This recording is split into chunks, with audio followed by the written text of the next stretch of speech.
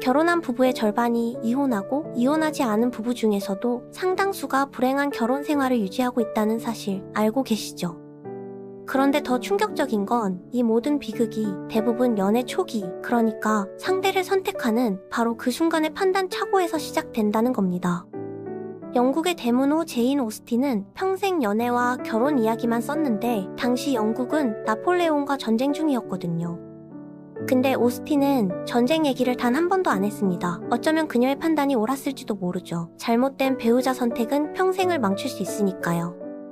오늘은 우리가 연인을 고를 때 무의식적으로 저지르는 치명적인 실수들에 대해 이야기해 보겠습니다.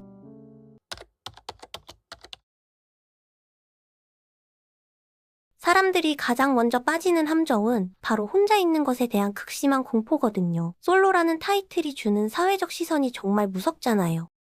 끝없이 반복되는 소개팅의 피로감, 주변에서 하나둘씩 결혼해가는 친구들을 보면서 느끼는 조급함이 우리를 잘못된 선택으로 몰아가는 겁니다. 이런 두려움에 사로잡히면 그저 그런 사람에게도 관대해지게 되거든요. 문제는 이렇게 선택한 상대가 오히려 더 깊은 외로움을 준다는 거죠. 사귀기 전보다 사귄 후에 더 외로워지는 아이러니, 잘못된 선택이 만들어내는 비극입니다. 진짜 행복한 연애를 하려면 역설적으로 혼자서도 충분히 괜찮을 수 있는 능력이 먼저 필요합니다. 이게 정말 중요한 첫 번째 포인트예요. 우리를 올가매는 또 다른 함정은 이미 투자한 시간에 대한 미련인데요. 이미 3년을 사귀었으니까 벌써 35이니까 하는 생각 말이에요.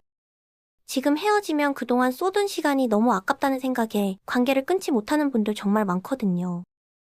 근데 냉정하게 생각해보면 짧더라도 행복한 미래가 길고 불행한 과거보다 훨씬 가치 있다는 건 누구나 아는 사실이잖아요.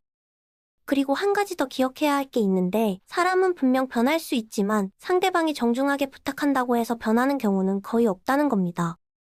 또 하나 흔한 착각이 있어요. 지금 만나는 사람이 별로인 건 알겠는데 과연 세상에 더 나은 사람이 있을까 하는 의문이죠.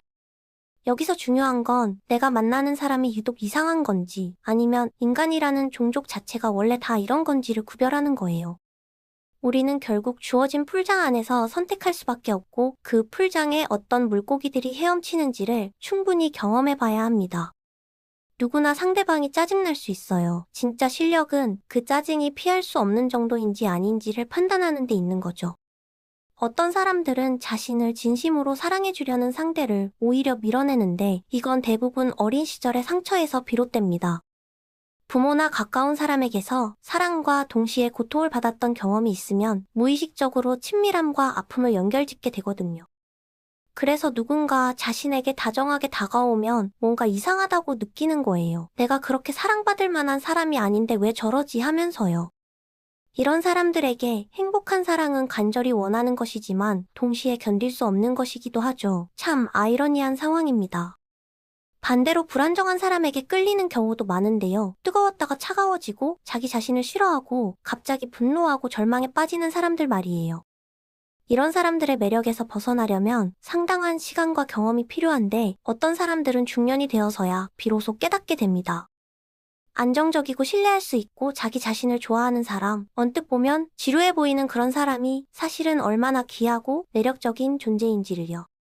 관계를 망치는 가장 흔한 성격적 특성이 하나 있는데 바로 방어적인 태도예요. 이게 진짜 무서운 거거든요. 상대방이 조심스럽게 불만을 이야기하면 지금은 타이밍이 안 좋다거나 그건 네 잘못이라거나 네가 너무 예민한 거라면서 대화를 차단해버리는 거죠. 반대로 행운의 날이 있다면 그건 이런 말을 해주는 사람을 만났을 때입니다. 흥미롭네, 네 말 알아들었어, 일리가 있을 수도 있겠다 하고요. 이렇게 말할 수 있는 사람은 어린 시절 충분한 사랑을 받아서 자기 자신을 방어하지 않아도 된다는 걸 아는 사람이에요. 우리는 또 작은 성격적 결함의 위력을 과소평가하는 경향이 있는데요. 그냥 사소한 습관일 뿐이야, 별거 아니야 하면서 넘어가잖아요. 마라톤을 뛸 때 신발 안에 작은 조약돌 하나가 들어갔다고 생각해보세요. 처음엔 좀 불편한 정도지만 몇 킬로미터만 지나면 발이 피투성이가 됩니다. 작은 문제가 수십 년에 걸쳐 반복되면 어떻게 되는지 미리 상상해봐야 해요. 결혼은 마라톤보다 훨씬 긴 경주니까요. 신체적 매력도 무시하면 안 되는 요소인데 특히 똑똑하다고 자부하는 사람들이 이걸 가볍게 여기는 경향이 있어요.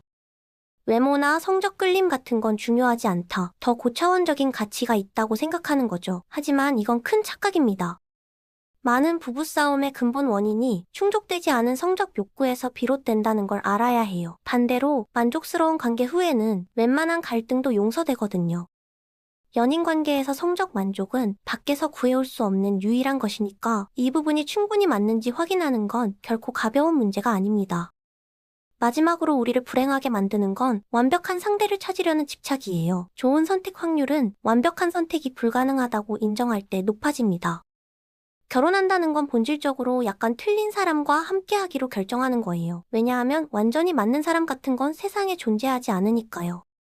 신들이나 완벽한 존재와 결혼할 수 있겠죠. 우리 같은 평범한 인간은 우리처럼 조금 모자라고 어리석은 또 다른 인간과 함께하는 수밖에 없습니다. 가장 행복한 커플들의 비밀은 단순해요. 서로에 대한 기대치를 낮추고 실망하면 용서하고 인간은 다 불완전하다는 걸 받아들이며 함께 웃는 거죠. 비관적이지만 따뜻한, 체념하지만 다정한 그런 태도가 오래가는 관계의 비밀이고요. 이게 바로 진짜 사랑의 모습인 것 같습니다.